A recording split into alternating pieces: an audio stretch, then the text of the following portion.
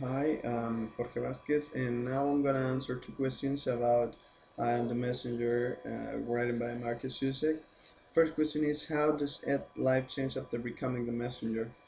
Well, this is a very strong point because we're talking about Ed, and this guy, ha- in all around the story, he have he had several problems, but as uh, as we as we saw in the last chapter of the part one, we saw how Ed solved the problem by using this gun to threat to threaten the guy that was raping his wife and I don't know, treating bad his child.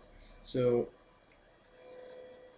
then he uses and stuff like he cleared the case, he solved it, but he now he went to his house, and when he came to his house he found these two guys and he got bitten by those guys, and they talk to him about what is really going on, and they show him that he took the right decision, but they threatened him also. So as we see in the last part of part one and the first part of part two, we can see how is the story going on.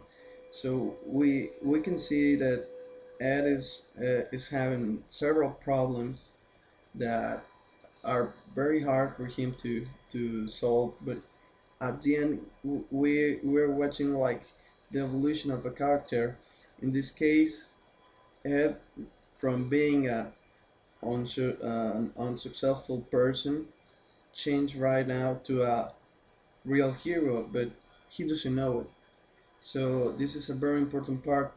Also he received this letter that told him that he's going on the right path, but that he have to clear some cases.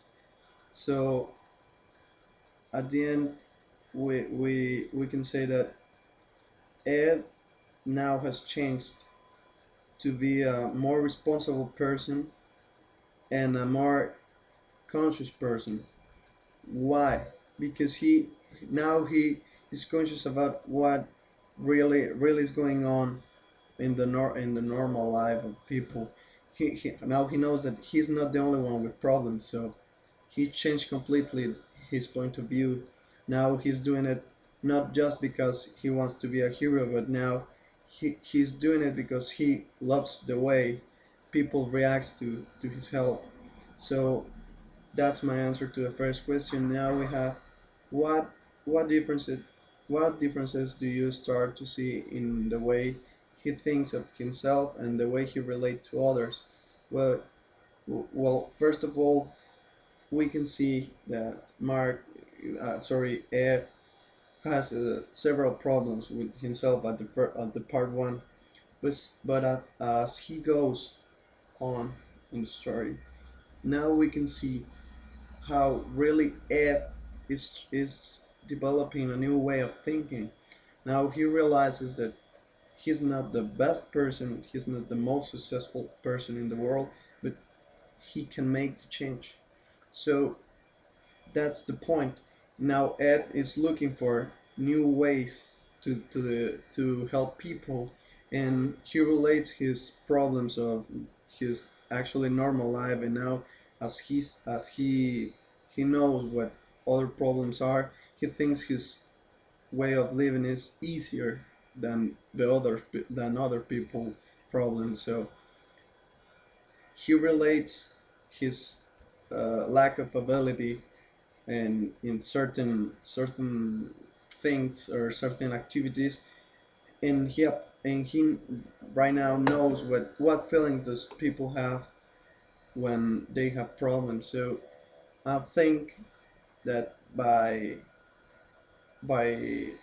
acquiring the knowledge before after solving those problems, now Ed has a new idea or a new a new way of thinking about others. And at the end, I think that before the part two, he was another person. Now in part two, and by solving the new problems, and in getting the new cards, we can see how far is going, and now we can see the complete evolution of the character by changing all his attitudes and all his way of thinking. So I think that's the real point, and I think Ed now is a very important part in the story. And